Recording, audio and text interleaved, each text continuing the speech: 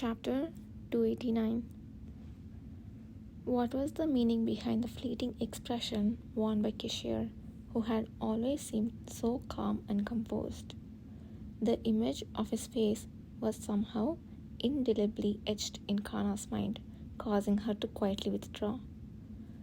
Afterward, matters swiftly concluded. As his subordinates were preparing to leave, Prince Ajin exchanged a brief farewell with Kishir near the village entrance. He had planned to return home as soon as he left the village formed by the Star of Nagran, but instead he decided to stay a little longer at the hut, his original destination, for his still wounded subordinates. A strange emotion fluttered across the face of the young prince as he disclosed this plan. "Are you sure about staying here longer, given the dangers of this place? The route home from here passes through a third country, so the risks are minimal. Furthermore, it still feels unreal, but I have become an awakener, haven't I?" As Prince Ajin spoke, he gazed at the shining stones circling around him with an unfamiliar look. "These things are my protection, it seems. It puts my mind at ease. I don't feel as anxious as before. I think protecting those who chose to stay with me is most important now than rushing home, even if it means accepting some sacrifices. I feel ashamed. I was going to whip others into leaving immediately. No, our positions are different, aren't they? If I were in your shoes, I would have done the same." Kishir's chest did not draw laughter. Instead, Prince Ajin replied with solemnity, his gaze becoming resolute. "Regardless, it will take a bit longer to return home than expected, but rest assured, I will fulfill our promise as soon as I get back. I have made arrangements to ensure the first matter can be handled even if something happens to me. The fulfillment of the promise isn't urgent. Take your time. I was worried because many are startled by sudden awakenings, but I'm glad to see you have regained your composure. That's probably due to your assistant, my new friend, sharing his words with me."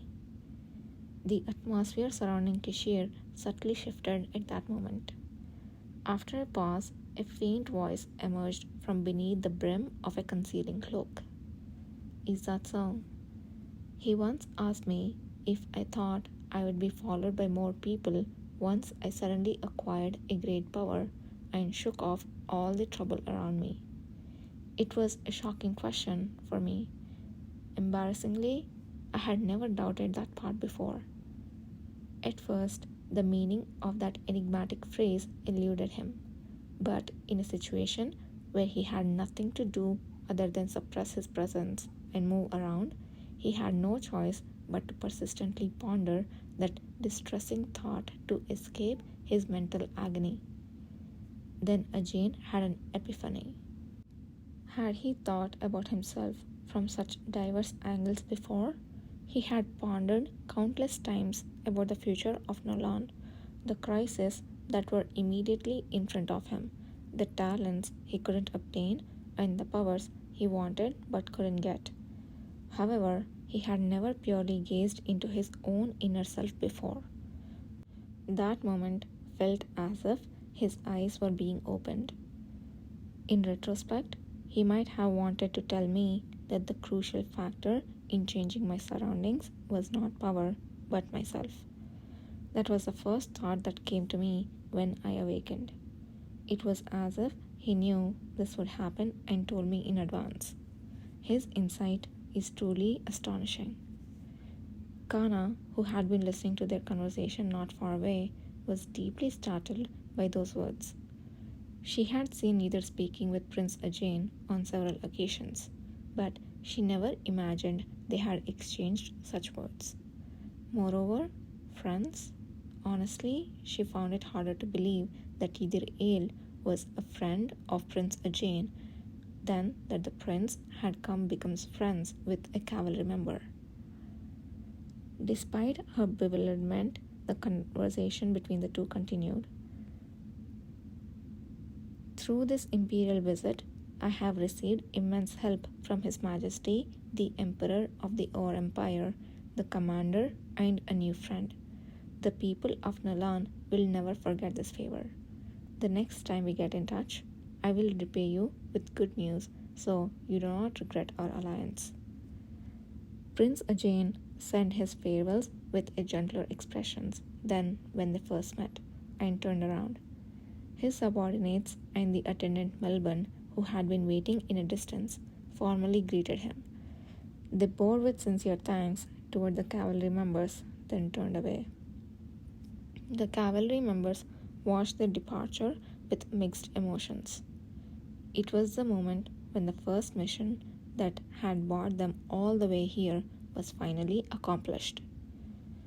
Afterwards, we parted with the Peleta Knights and reached here.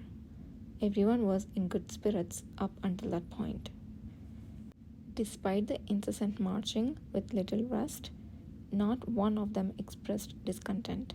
It was because their commander had led them from the front. It didn't take long for all the members to notice that, unlike when they arrived with Kishir, they were in quite a hurry this time. Kana, who noticed that his gaze often lingered at the east where their destination lay, secretly smiled.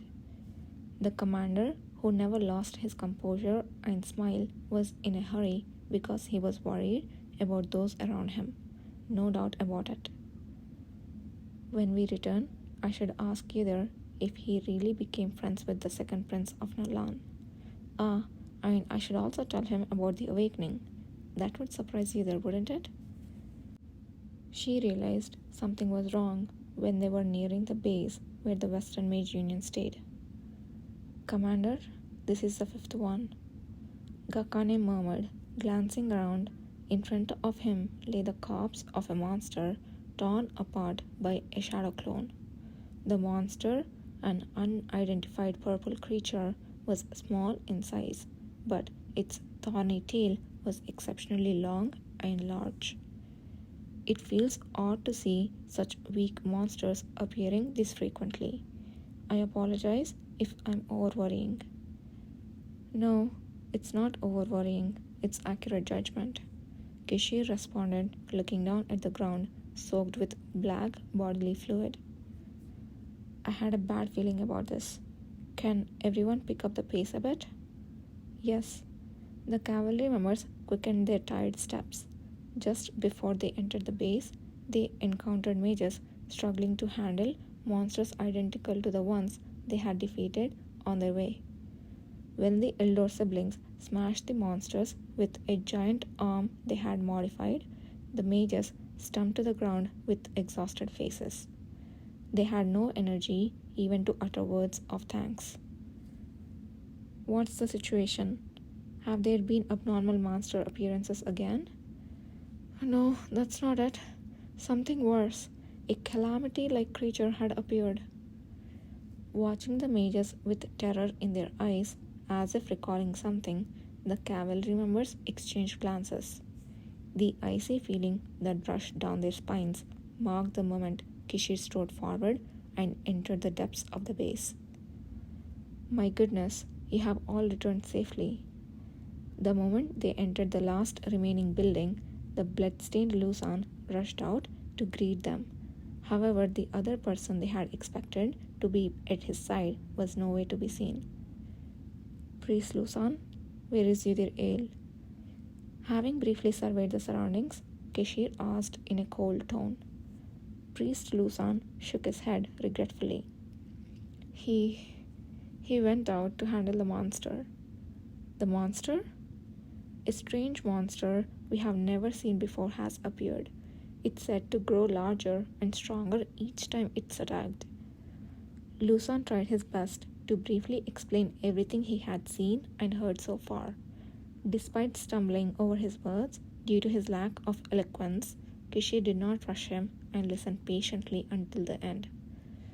So, Yudir went out to defeat the monster and other mages followed.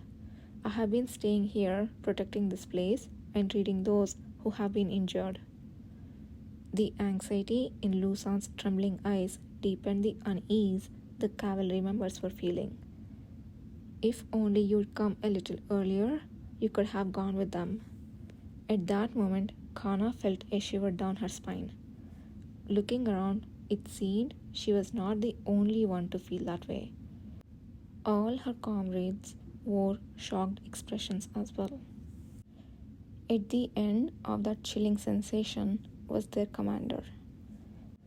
A moment later, an emotionless voice flowed out from beneath the hood of his black cloak. All cavalry members, stand by here and keep an eye on the surroundings. Determine what the majors upstairs are doing and what situations have arisen based on the story we have just heard. Kana Wand will be responsible for gathering information. Understood. Though she tried not to stammer, she felt an icy tingle that froze her lips and overwhelmed her. As Kana gritted her teeth, Kishir's gaze shifted upwards. And he gave his final command to Lusan.